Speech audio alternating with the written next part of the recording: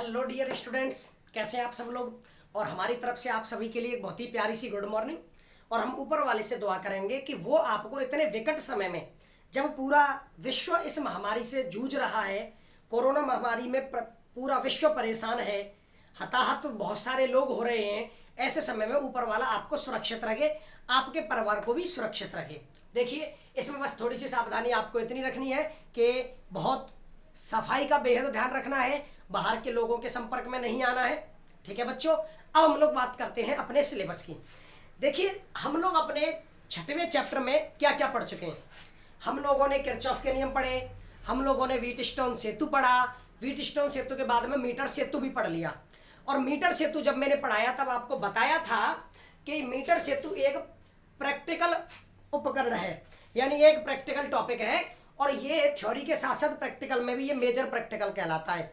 ठीक वैसे ही आज हम लोग जो टॉपिक आपको कराने वाले हैं वो भी एक प्रैक्टिकल टॉपिक है, यानी ये भी 10 नंबर का मेजर प्रैक्टिकल है। और दूसरी बात याद रखना, आपके एग्जाम के लिए एक मीटर सेतु और एक विभवमापी, ये दो टॉपिक सबसे ज़्यादा इंपॉर्टेंट हैं। समझ गए? तो इसको ढंग से पढ़ना है, बहुत ही अच्छे तरीके से। तो चलिए अब हम लोग इसको समझाना शुरू करते हैं। आज का हमारा टॉपिक है विभवमापी, यानी पोटेंशियोमीटर। हम लोगों ने जो कुछ पढ़ा था वो क्यों पढ़ा था, इस बारे में अगर हम लोग थोड़ा सा रिकॉल करें तो सोचना पड़ेगा कि जब हम लोगों को कोई अज्ञात प्रतिरोध ज्ञात करना होता था तो किरचॉफ के नियम यूज करते थे। फिर इससे ज़्यादा और एडवांस ऑप्शन हमें चाहिए थे, तो हम लोगों ने मीटर आपका व्हीटस्टोन सेतु लिया, जिसमें हम लोग बिना परिणामी प्रतिरोध के भी किसी प्रतिरोध को निकाल सकते हैं। फिर इससे भी और एडवांस ऑप्शन चाहिए था, तो फिर हम लोगों ने क्या लिया, मीटर सेतु। मीटर सेतु में तो दो प्रतिरोधों में से एक प्रतिरोध को ज्ञात किया जा सकता है, जिसका फॉर्मूला आया था S बराबर 100 माइनस L/L इंटू R। उस प्रैक्टिकल में संतुलन लंबाई हम लोग ज्ञात करते ही हैं, और बाह्य प्रतिरोध R का मान हमें पता होता है। क्लियर है बच्चों? तो इस तरह आप लोगों ने यहां तक पढ़ लिया। अब हमारा टॉपिक है विभवमापी। तो अब यह विभवमापी है क्या? अगर हम लोगों को मीटर सेतु से भी और एडवांस ऑप्शन चाहिए, एक ऐसा ऑप्शन चाहिए जिससे प्रतिरोध ही नहीं सब कुछ निकाला जा सके, क्योंकि अब तक हमारे जो मीटर सेतु है, विभवमापी है, किरचॉफ के नियम में जो कुछ भी आया सब के सब प्रतिरोध ज्ञात करने के लिए आए। लेकिन मुझे एक उपकरण ऐसा चाहिए जिससे मैं प्रतिरोध भी ज्ञात कर सकूं, किसी सेल का विद्युत वाहक बल भी ज्ञात कर सकूं, किसी सेल का आंतरिक प्रतिरोध भी ज्ञात कर सकूं, परिपथ में प्रवाहित धारा को भी ज्ञात कर सकूं।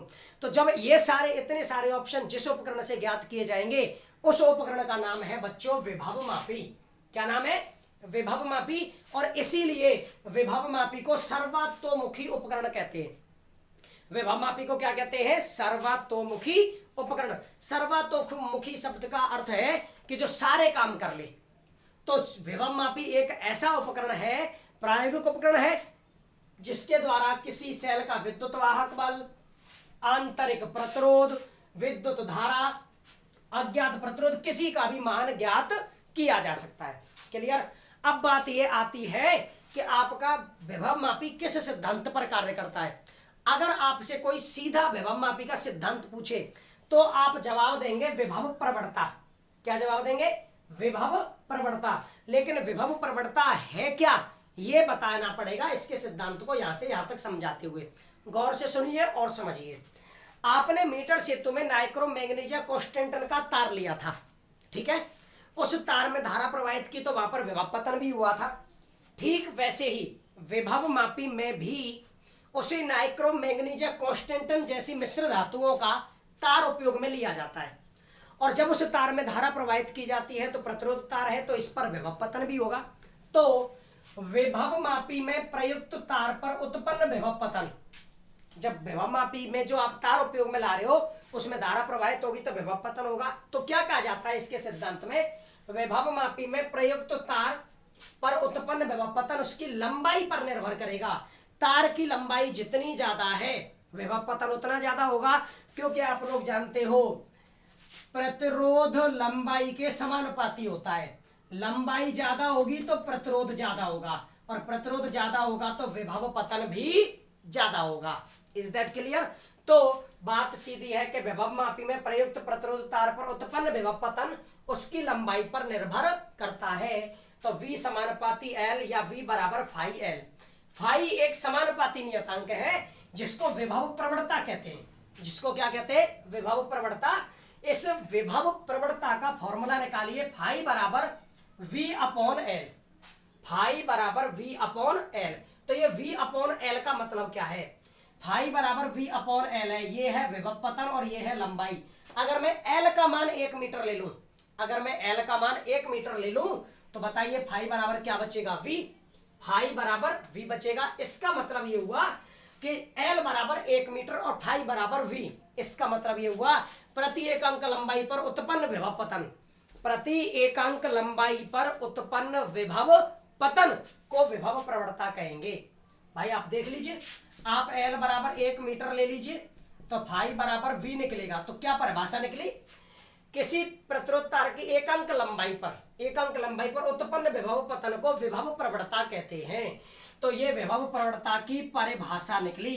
क्या निकली, कि विभव मापी के प्रतिरोध तार की एकांक लंबाई पर उत्पन्न विभव पतन को विभव प्रवणता कहते हैं, उत्पन्न विभव पतन को विभव प्रवणता कहते हैं। और सीधा सीधा आपको अगर एक शब्द में जवाब देना हो तो आपके विभव मापी का जो सिद्धांत है वो विभव प्रवणता है। कौन है, विभव प्रवणता। तो बताइए विभव मापी का कार्य क्या है। विभव मापी तो एक सर्वतोमुखी उपकरण है जिससे आप सब कुछ निकाल सकते हो, सेल का विद्युत वाहक बल, आंतरिक प्रतिरोध, परिपथ में धारा, अज्ञात प्रतिरोध। सिद्धांत क्या है, विभव प्रवणता। क्योंकि प्रतिरोध तार पर जो विभव पतन होगा वो विभव पतन निर्भर करेगा उसकी लंबाई पर, वो विभव पतन निर्भर करेगा उसकी लंबाई पर। तो यहाँ पर समानुपाती नियतांक फाई आया, फाई बराबर v अपॉन एल। तो प्रति एकांक लंबाई पर उत्पन्न विभव पतन को क्या कहते हैं, विभव प्रवणता। क्या कहते हैं, विभव प्रवणता। यहां तक क्लियर है। अब रही बात इसकी संरचना और क्रियाविधि की, तो देखिए एक ही झटके में अभी समझ में आ जाता है। आपको इस पॉइंट को आराम से यहां तक समझना है। अब देखिए आप आराम से, अब हमें बात करनी है इसकी संरचना और क्रियाविधि की, तो गौर से समझ लीजिए। विभव मापी में नाइक्रोम मैग्नीज या कॉन्स्टेंटन का बेटा 10 मीटर लंबा तार होता है। कितने मीटर लंबा तार होता है, 10 मीटर लंबा। मीटर सेतु में कितना मीटर लंबा होता था, 1 मीटर लंबा। और ये एक लकड़ी का पट्टा है, लकड़ी के पट्टे पर 2 सिरे ए और बी, ठीक है। नाइक्रोम या मैंगनीज या कॉन्स्टेंटन का 10 मीटर लंबा तार लिया जाएगा और उसे 10 बराबर भागों में मोड़कर ए और बी सिरे के बीच में बांध दिया जाएगा लकड़ी के पट्टे पर। तो देखिए 2, 4, 6, 8,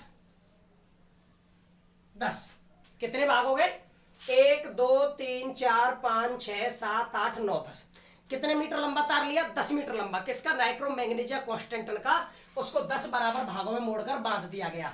और इन सिरों के बीच में, इन सिरों के बीच में एक बैटरी, एक कुंजी और एक धारा नियंत्रक, ठीक है। याद रखिए कि जब आप प्रैक्टिकल फाइल बनाओगे तो जो सर्किट में बना रहा हूं मीटर सेतु का, विभव मापी का, ये सर्किट आपको वैसे ही बनाने पड़ेंगे, समझना इस बात को। तो ये एक बैटरी है, ये कुंजी है और ये है आपका धारा नियंत्रक RH, धारा नियंत्रक RH। तो मेरी बात को गौर से सुनो। एक विभव मापी में 10 मीटर लंबा, विभव मापी में 10 मीटर लंबा नाइक्रोम मैंगनीज या कॉन्स्टेंटन का तार होता है, जिसके सिरों के बीच में एक बैटरी, एक कुंजी और एक धारा नियंत्रक RH को जोड़ दिया जाता है। याद रखिए इस परिपथ को विभव मापी का प्राथमिक परिपथ कहेंगे। ये जो परिपथ बना है इसको विभव मापी का प्राथमिक परिपथ कहेंगे, जिसमें तार के सिरों के बीच में एक बैटरी, कुंजी और आपका धारा नियंत्रक जुड़ा होता है। तो देखिए यही बात लिखी हुई है, विभव मापी में नाइक्रोम मैंगनीज या कॉन्स्टेंटन का 10 मीटर लंबा तार होता है, जिसे एक लकड़ी के पट्टे पर 10 बराबर भागों में मोड़कर बांधा जाता है। तार के सिरों के मध्य एक बैटरी, एक कुंजी व एक धारा नियंत्रक RH जुड़ा होता है। इसे विभव मापी का प्राथमिक परिपथ कहते हैं। क्लियर। याद रखिए जब भी आप विभव मापी का यूज करोगे इसके प्राथमिक परिपथ में कोई चेंज नहीं आएगा कभी भी। इसका जो ये प्राथमिक परिपथ है वो नियत रहेगा। बदलाव किस में आएगा, जो चीज मैं अब आप लोगों को बताने वाला हूं। तो देखिए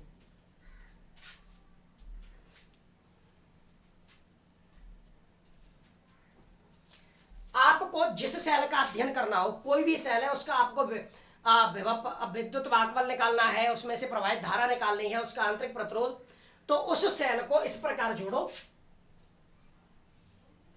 देखो इसके ऊपर होके तार लेना पड़ेगा, नहीं तो क्रॉस हो जाएगा। उस सेल के उच्च विभव सिरे को, उच्च विभव सिरा यानी एनोड को तार के ए सिरे से, और निम्न विभव सिरा यानी कैथोड को गैल्वेनोमीटर से, और गैल्वेनोमीटर को जॉकी जे से। ठीक है, प्लस माइनस, मैं यहाँ पर वी पर लिख देता हूं एक्सपोनेंशियल प्राइमरी। ये प्राथमिक परपथ है तो प्राथमिक सेल जुड़ा हुआ है, क्लियर। उसके बाद ये कोई सेल है जिसका विद्युत वाहक बल एक्सपोनेंशियल, क्लियर। तो ये जो परिपथ जुड़ा है दूसरे सेल, धारा मापी और जॉकी से, क्योंकि जैसे ही जॉकी इस तार पर टच होगी एक पूरा परिपथ हो जाएगा, इसको द्वितीयक परिपथ कहते हैं। क्या कहते हैं? द्वितीयक परिपथ। धारा प्रवाहित होगी तो देखिए ऐसे प्रवाहित होगी, इस सेल से भी ऐसे जाएगी, ठीक है, इस तार में इधर, इस तार में इधर, इधर इधर, इधर इधर, इधर इधर, इधर और इधर, क्लियर। इस तरह इस परिपथ में धारा प्रवाहित होगी। तो जो पहले वाले अवयव जुड़े हुए वो प्राथमिक परिपथ है, और जो मैंने अध्ययन करने के लिए सेल को जोड़ा है धारा मापी और जॉकी से, उस परिपथ को कहेंगे द्वितीयक परिपथ।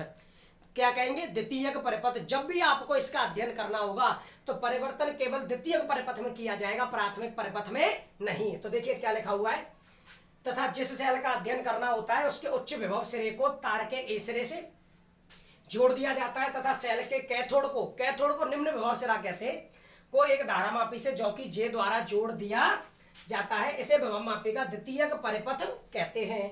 विभव मापी का प्राथमिक परिपथ सदैव स्थायी रहता है। विभव मापी का प्राथमिक परिपथ सदैव स्थायी रहता है, ये है विभव मापी, क्लियर। तो अभी तक हम लोगों ने केवल विभव मापी की ये चीज पढ़ी है कि विभव मापी है क्या, ये कहां कहां पर काम आएगा, इससे क्या क्या करेंगे, वो चीज अभी आगे की है, क्लियर है। तो देखिए विभव मापी में कितने परिपथ? दो, प्राथमिक और द्वितीयक। विभव मापी सर्वतोमुखी उपकरण है जिसके द्वारा सब कुछ ज्ञात कर सकते हैं। इसका सिद्धांत है विभव प्रवणता। क्या है? विभव प्रवणता। विभव प्रवणता कहते हैं किसी भी विभव मापी के तार की प्रति एकांक लंबाई पर उत्पन्न होने वाला विभव पतन को विभव प्रवणता कहते हैं। इसमें क्या होता है, 10 मीटर लंबा नाइक्रो मैंगनीज या कॉन्स्टेंटन का तार होता है जिसको एक लकड़ी के पट्टे पर 10 बराबर भागों में मोड़कर बांध दिया जाता है। इस तार के सिरों के बीच में एक बैटरी सेल, प्राथमिक सेल, कुंजी और धारा नियंत्रक जोड़ दिया जाता है। इसको प्राथमिक परिपथ कहते हैं, क्लियर। तथा इस जिस सेल का अध्ययन करना होता है उसके उच्च विभव सिरे को तार के ए सिरे से तथा निम्न विभव सिरे को धारा मापी द्वारा जॉकी जे से जोड़ दिया जाता है। इसको द्वितीयक परिपथ कहते हैं। जब भी अध्ययन करना हो परिवर्तन केवल द्वितीयक परिपथ में आएगा, प्राथमिक परिपथ में नहीं। दूसरी बात, एक बात ये इंपॉर्टेंट है कि जो आप लोगों ने प्रतिरोध तार लिया है इसके दो सिरे हैं, ए और बी। तो याद रखना जब भी परिपथ जोड़ो, सभी सेल, जितने भी सेल जोड़ रहे हो, सभी सेलों के उच्च विभव सिरों को, सभी सेलों के उच्च विभव सिरों को यानी सेल के एनोड को, सेल के एनोड को हमेशा तार के ए सिरे से जोड़ा जाएगा। सेल के एनोड को हमेशा तार के ए सिरे से जोड़ा जाएगा। तो देखिए इस सेल का एनोड जुड़ा हुआ है, इस सेल का भी एनोड जुड़ा हुआ है, क्लियर है। ये है विभव मापी की परिभाषा, विभव मापी का सिद्धांत और संरचना, क्लियर। इसकी क्रियाविधि में क्या क्या करते हैं वो चीज मैं आगे बताने वाला हूं। तो आपको ये यहां से और यहां तक नोट करना है, फटाफट से नोट कीजिए, फिर हम आगे बढ़ते हैं।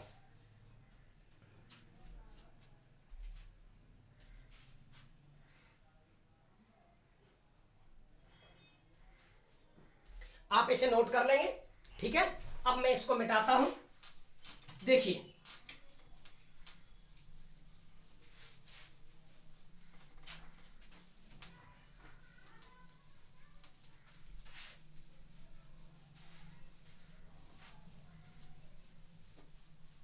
बात यह है विभव मापी का उपयोग कहां कहां किया जाएगा, यानी विभव मापी के अनुप्रयोग, विभव मापी की सहायता से क्या क्या काम किए जाएंगे। तो याद रखना बहुत ही इंपॉर्टेंट पॉइंट। अब मैं आपको अगली वीडियोज में 2 टॉपिक कराऊंगा, और 2 टॉपिक कौन कौन से वो बहुत ही इंपॉर्टेंट है, ये जो कुछ अभी तक पढ़ाया था वो तो केवल विभवमापी की संरचना थी, विभवमापी के बारे में सामान्य जानकारी थी। मुख्य टॉपिक तो ये दोनों हैं, ठीक है। और यही दोनों टॉपिक आपके प्रैक्टिकल एग्जाम में, आप जब प्रैक्टिकल करोगे तो मेजर प्रैक्टिकल दो मिलेंगे, दो सेल के विद्युत वाहक बलों की तुलना करना और किसी सेल का आंतरिक प्रतिरोध ज्ञात करना, वही इस विभवमापी के अनुप्रयोग हैं। पहला है दो सेलों के विद्युत वाहक बलों की तुलना करना, ओके। और अगला है किसी सेल का आंतरिक प्रतिरोध ज्ञात करना। क्लियर? ये दोनों ही आपके प्रैक्टिकल टॉपिक हैं जो 10 नंबर में आएगा, मेजर प्रैक्टिकल। क्लियर? और विभवमापी के दो ही अनुप्रयोग हैं, पहला ये और दूसरा ये, ठीक है। हमारी अगली वीडियोज का मुख्य आकर्षण यही है, ठीक है।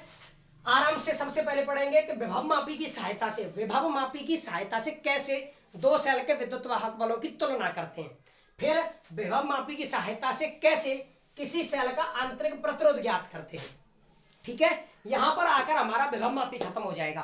क्लियर है? और जब हमारा विभवमापी खत्म हो जाएगा तो विभवमापी के खत्म होने के बाद एक छोटे छोटे 2 पॉइंट बचेंगे, आपका 6वां चैप्टर भी खत्म हो जाएगा।